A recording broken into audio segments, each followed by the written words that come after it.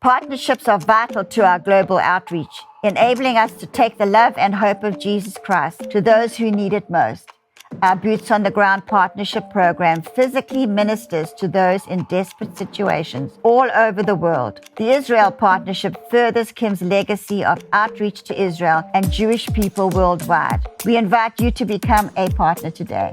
Join us today and be part of a community that inspires hope, brings restoration to life, and often healing from the past. Together, we can make a difference, and we thank you for your ongoing support.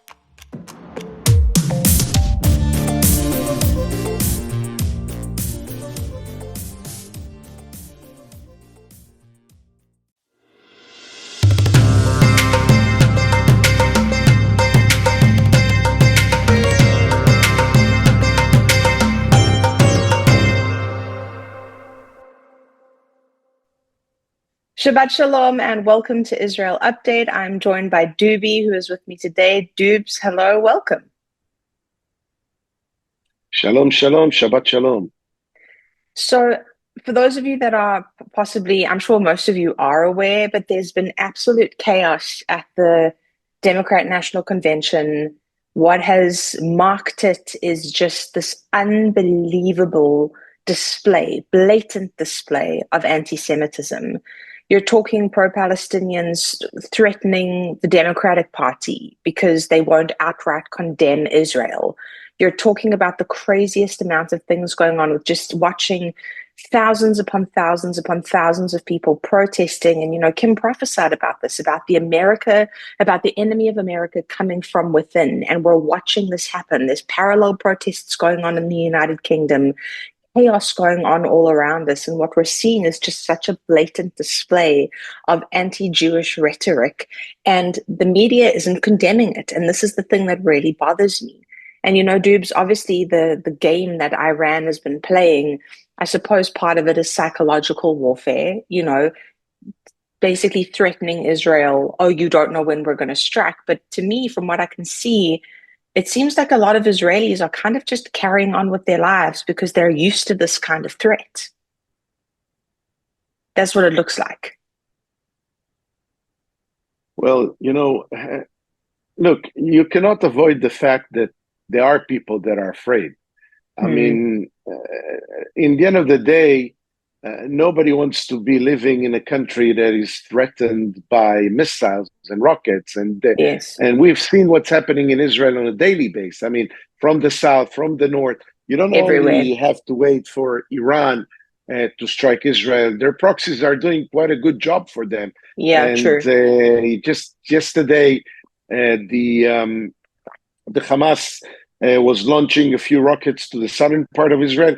And Hezbollah launched dozens of rockets into a center of the capital of the Golan Heights in the city of Katsrin, where 7 direct hits devastated and destroyed some homes. People were injured.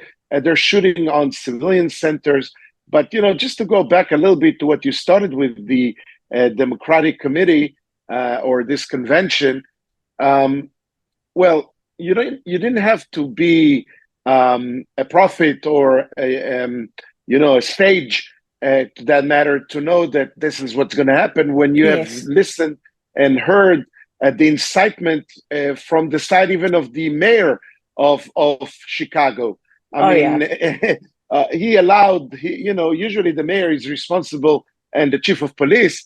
And when he allows the people to come and protest and demonstrate right in front of the Israeli consulate in Chicago as well, and obviously around the center, the convention center, and then you've seen the parade of so-called celebrities with Oprah Winfrey and Stevie Wonder and all these iconic, American people, Bill Clinton and others that were giving a speech on behalf of this party that literally in the last almost 4 years destroyed every little piece of friendship and real unity between the U.S. and Israel. I mean, on the surface, it seems like they're doing some stuff to support, to help, and this is because of their own interests. But under the surface, and we just witnessed yesterday a phone call between Joe Biden and Netanyahu, where Joe Biden was doing his utmost to twist Bibi's hand. They released even a message to the media that Bibi was willing to compromise with some of his principles, and they tried just to the rhetoric and the way that they speak and release messages to the media is not Trump. Office has to explain but in the end of the day, I must admit that for some odd reason, Israel is losing the battle over the media. Israel never dedicated enough to our propaganda. We never really concentrated in telling our narrative, in speaking our story, because we always thought that it's obvious that everybody with eyes in their head can see the truth, and the truth doesn't need to be spoken, and the truth, has no double faces. But that's the biggest mistake that Israel ever done, is that we never been able, with all our knowledge, all our wisdom, all our understanding of world's media and publications and publicity, we failed. And the land was conquered by the Palestinians, by their proxies of Iran, by these Arabs that are in such a crazy manner were able to literally control the world's media and to bring people to Israel. Wasn't even able to organize a small contra-protest to what was happening there because of that fact that people don't want to walk outside to the street and do real protests because they're afraid of bloodshed. They do literally, like Jesus said, when somebody comes to strike you, you turn the other cheek, which means you spin around, turn around, and walk away from confrontation, and there'll be no blood spilled over there. And we're thinking that this is the right thing to do. But we've been trying here on our channel to encourage as much people that are watching us and our viewers and partners to get out of your comfort zone and stand to the right and the truth and stand with Israel and go in front of those protesters and just shout back and tell them the truth. Like Doobie's saying too, I think that what is evidenced with these DNC protests, I mean, we're seeing them all over the place, whether it's the UK or whatever it is, it's showing that there's been a failure in terms of the media. Israel is losing the media war. It's the most righteous army in the world. They are the ones that will go to such extreme lengths to avoid hurting and injuring any civilian on either side of the war. They have one of the most advanced militaries in the world. The citizens, they protect them at all costs. But this propaganda war is being won by the Muslims, which is insane because, like Doobie was saying, anybody with eyes in their head, all you have to do is read through a couple of surahs in the Quran to understand how vile this religion actually is. And yet they're able to lie. And what they've got is they've managed to bait an entire group of young people in America, people that the Islamic regime would kill for their belief system. They're shouting in support of the Palestinian cause. You've got, whether it's the Queers for Palestine or the LGBTQ, these are people where there's freedom for them in Israel. They can go and live and be free. But if they were to go and try and do this in Palestinian territories, I will never call it Palestine, never. I will call it the Palestinian territories, or whether they go to any other Muslim nation, this is where they're still killing gay people. Yet it's the gay young people that are making this big racket saying that they're going to support the Palestinian cause. That's showing you that something's gone wrong in terms of media portrayal. And I do believe there's demonic intervention there. I do. But these protests show us what is being felt in the hearts and minds of the younger people who are miseducated, where their education system has been completely tainted. Because when you look at the older group of Americans, most of them stand with Israel. It's when you start getting into the younger ones, and that's where the problem is, because it's this next wave of young people that come up and they end up in government and they end up making policy and they end up doing all of these things. And that's where things can really get skewed against Israel. So how do we combat lies with truth? That's what we're doing here. That's what we're doing. We're bringing the truth. And just two quick examples of how the media is biased against Israel, and how, for example, just today, Israeli troops in Rafah, inside bags that's supposed to be humanitarian aid, marked with the symbol of the UN, UNRWA, inside these bags, dozens of bags that were supposed to be going on the truck, so-called, to bring a refuge and to bring some support and humanitarian aid to the so-called besieged people in Gaza. The Israeli army was able to check them on one of the barriers, and they found within huge amounts of explosives and weapons and rockets and missiles that were going into the hands of Hamas. Have you seen anything about that in the media? Not. Zero. No, of course about not. About a week ago, 6 Israeli hostages were so-called released. Their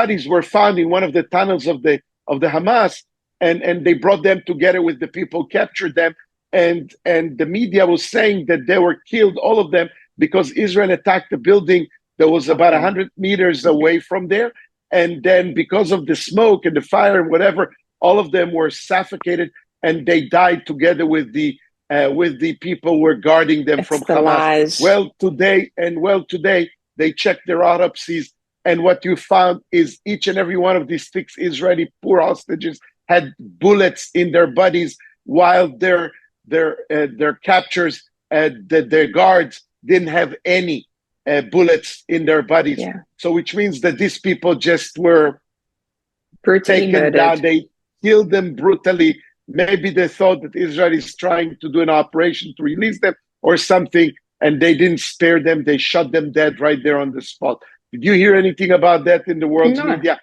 Zero. No. And that's the thing. Of course not. And that's why we're here. That's why we're doing this with you every week, is to bring you truth. I'm encouraging you now. Make sure you watch Codebreaker's analysis tomorrow.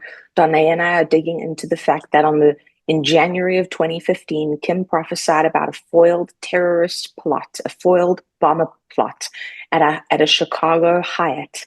And that has, let's just say there's some interesting things that have come out about that at this DNC. So you don't want to miss that tomorrow.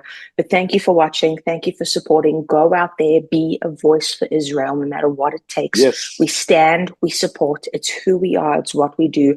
It's in a time such as this that it matters the most. We don't back down. We don't keep quiet. We stand loud and proud. We stand some of us wear t-shirts. Some of us wear it on our skin.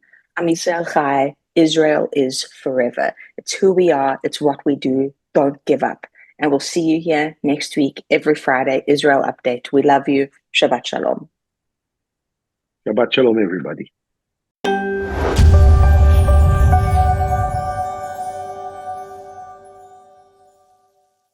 This week on Real Life, Real Faith, we are asking a question to us all. Do we fear God? Are we in awe of Him? Do we still look at Him in a majestic way? And that is what we are asking all of you and us this week on Real Life, Real Faith. So make sure that you go and watch our new episode now on real-faith.tv, or you can follow the link at the bottom of your screen and join the discussion.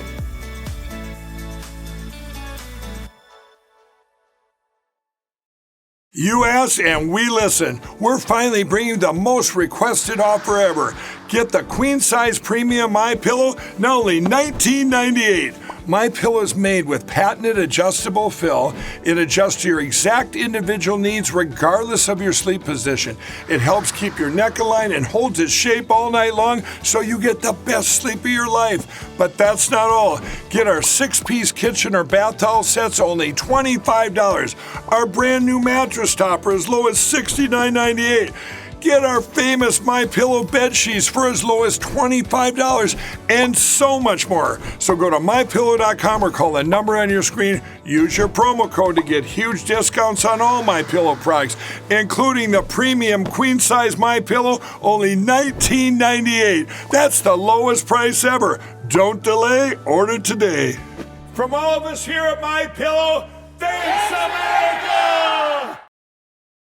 we here at the House of Destiny are partnering with you to let our viewers, of course, know about your company. It's Beverly Hills Precious Metal. Andrew, explain how that works. So I'll walk you through it right now. So if you go to bh-pm.com,